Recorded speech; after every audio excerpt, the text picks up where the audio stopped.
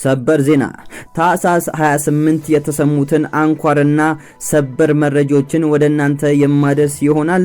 ለቻናሉ አዲስ የሆናችሁ ቃል ሚዲያን ሰብስክራይብ በማድረግ እንዲሁም ኮሜንት ላይ ድል ለአማራ ፋኖ እያላችሁ እንድጽፉ በትህትና ጠይቃለሁ። በቅድሚያም አርዕስተ ዜናዎችን አሰማለሁ። አፋባ ደቡብ አማራ ቀጠና አሳምነው እዝ ከሰም ሁለተኛ ኮር ነበልባል ክፍለ ጦር በጠላት ላይ የተጠና ኦፕሬሽንም ሰራ። በሌላ ዜና በሸዋ ቀጠና የጀነራል ተፈራ ማሞ ብርጋዴር ፋኖዎች ብሩ ድሬ በተባለ ቦታ ላይ በፈጸሙት ጥቃት በርካታ ቁጥር ያላቸውን የአምስተኛ ክፍለ ጦር ሪፐብሊካን ጋርዶች አባላት ልክ እንደ ቅጠል መርገፋቸውም ተሰምቷል።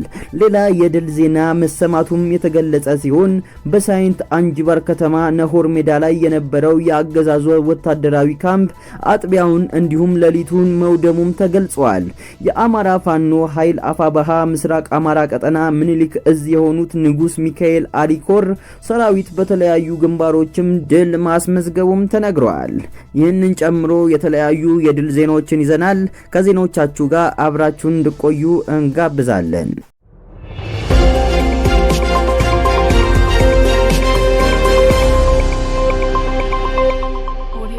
በመጀመሪያም አፋባሃ በደቡብ አማራ ቀጠና አሳምነው እዝ ከሰም ሁለተኛ ኮር ነበልባል ክፍለ ጦር በጠላት ላይ የተጠና ኦፕሬሽን መስራቱንም ተገለጸ።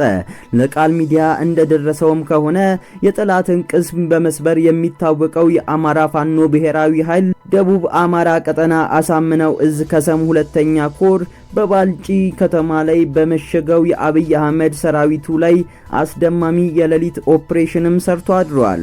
ኦፕሬሽኑ የተሰራው የአፋባሃ ደቡብ አማራ ቀጠና አሳምነው እዝ ከሰም ሁለተኛ ኮር ነበልባል ክፍለ ጦር በሆኑት በኃይሉ እና መቶ አለቃ አበባው ብርጋዴር ሸማቂ የፋኖ አባላትን አመራሮችን ተናበው በወሰዱት ቅንጅት እርምጃ መሆኑን የተገለጸው።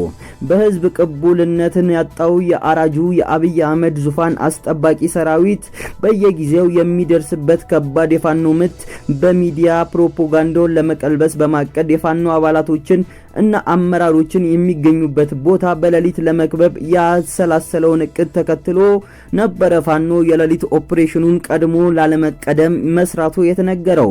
በኦፕሬሽኑም ላይ የተሳካ መሆኑን ነው ለቃል ሚዲያ የተነገሩት እንዲሁም የወጡት መረጃዎች የሚያሳዩት።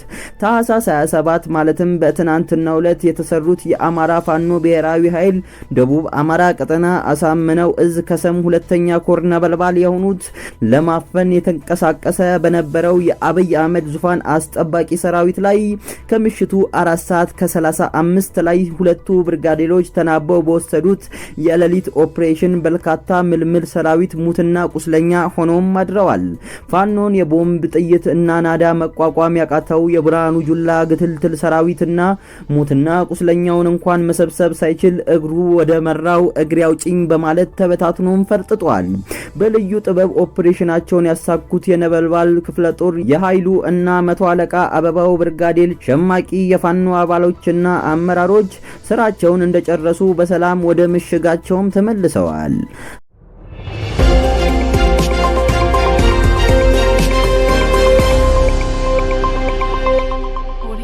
በሌላ ዜና በሸዋ ቀጠና የጀነራል ተፈራ ማሞ ብርጋዴር ፋኖዎች ብሩ ድሬ በተባለ ቦታ ላይ በፈጸሙት ጥቃት በርካታ ቁስለኛ ያላቸውን የአምስተኛ ክፍለ ጦር ሪፐብሊካን ጋርድ አባላትን ልክ እንደ ቅጠል ማርገፋቸውም ተነግረዋል።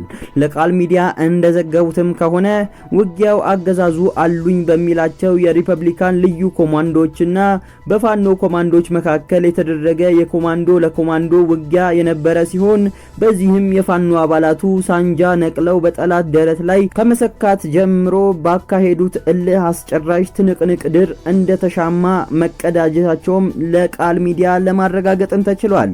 የአገዛዙ ሪፐብሊካን ጋርድ አባላትም ሰይጣን እንጂ ሰው አይደለም እያሉ መፈርጠጣቸውም ነው የተሰማው። በዚህም ለበላይ አለቆቻቸው የድረሱልኝ ጥሪ እስኪያሰሙ ድረስ የአማራ ፋኖ ሊታገሳቸው እንዳልቻሉምና በትንትናቸውን እንዳወጡትም ነው በሌላ የድል ዜናችን የተዘገበው።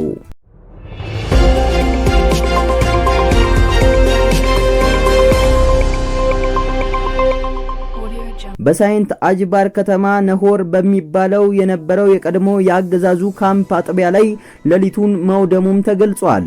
የፋኖ አባላቱ ትናንት ለዛሬ አጥቢያ ሌሊት ወደ ካምፑ ጥሰው በመግባት በቦምብና በሳንጃ ውግ የታገዘ ከባድ የጨበጣ ውጊያ በማድረግ ካምፑን ሙሉ ለሙሉ በማውደም በካምፑ ውስጥ የነበሩትን ወታደሮች ሞትና ቁስለኛ ማድረጋቸውን ለቃል ሚዲያ የግንባር ጋዜጠኞችም ማረጋገጥ ችለዋል።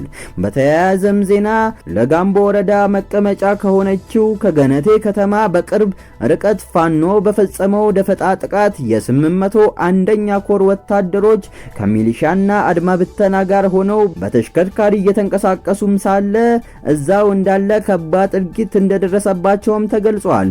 ወታደሮቹ እዛው ተሽከርካሪዎቻቸው ላይ እንዳሉ ነበር ቦምብ የዘነበባቸው ሲሉ የአይን እማኞች ለቃል ሚዲያ ነው ቃላቸውን መስጠት የቻሉት።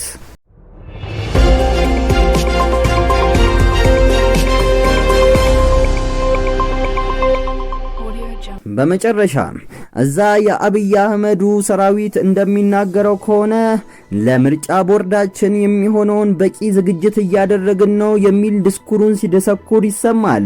እዚህ ግን የተለያዩ በአማራ የሚሰሩ ከፍተኛ ኦፕሬሽኖችን በድል እያጠናቀቀ የሚገኘው የአማራ ብሔራዊ ኃይል በዛ በኩል አብይ አህመድ ሁሉም ሰላም ነው እናሸንፋለን የሚለውን ዲስኩሩን እየሰማም እያፌዘበት ይገኛል።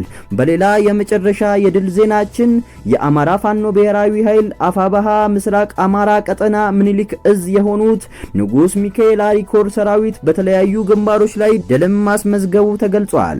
በአማራ ሳይንት ግንባር የአማራ ሳይንት መቅደላ ክፍለ ጦር ታቦር ተራራ ብርጋዴር ትናንትና ለዛሬ አጥቢያ ወደ ሳይንት አጅባር ከተማ በመግባት የጠላትን ካምፕ ላይ ድንገተኛ ጥቃት በመፈጸም ድልን ተጎናጽፈዋል።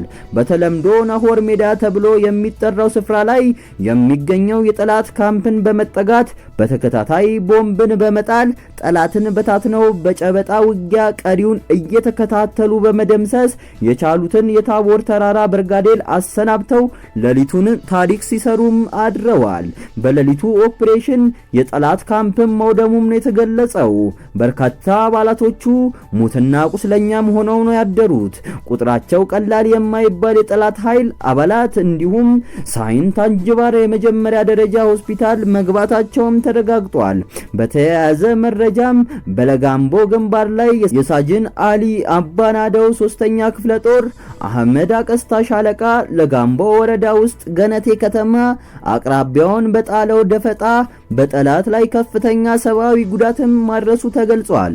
በተሽከርካሪ ተጭኖ ሲጓጓዝ የነበረው ጠላት በተጣለበት ደፈጣ ክፉኛ የተመታ ሲሆን የሰሜን ምስራቅ እዝ 801ኛ የሆነው 45ኛ ክፍለ ጦር ሰራዊት የአማራ አድማ ብተና ፖሊስ የደቡብ ወሎ ዞን ፖራ ኮማንዶዎች በጋራ በመንቀሳቀስ ከ3 ቀበሌዎች ህዝብ የመሬት ግለሰብን መሰብሰብ የቻሉ ሲሆን ለግዳጅ ሲንቀሳቀሱ በየፈጸሙባቸው የደፈጣ ጥቃቶች ምክንያት 3 እና እንዲሁም 5 ሙትና ቁስለኛ ሲደፈጥጡ የተወሰኑት ደግሞ ገደል መግባታቸውም ነው የተረጋገጠው።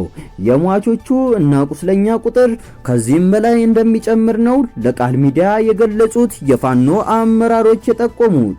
በሌላ የአውደ ውጊያ መረጃ ደግሞ በመሃል ሳይንት ግንባር የአማራ ሳይንት መቅደላ ክፍለ ጦር ክንፍ የሆኑት አትሮስ ብርጋዴር ደንሳ ከተማ አቅራቢያ ድድቻ በተባለ ቦታ ላይ ከፍተኛ ድልን ማስመዝገባቸውም ለቃል ሚዲያ ተዘግቧል።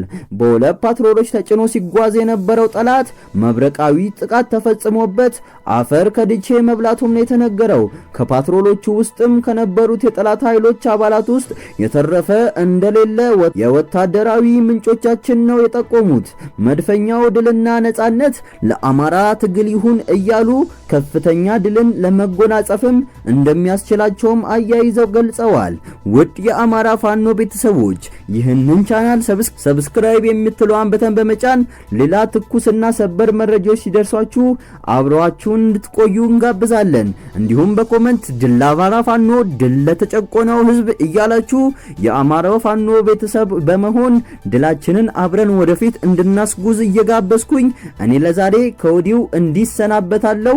ለሚቀጥሉ ዜናዎቻችን እስከምንገናኝ ድረስ ድል ለአማራ ፋኖ፣ ድል ለኢትዮጵያ ህዝብ።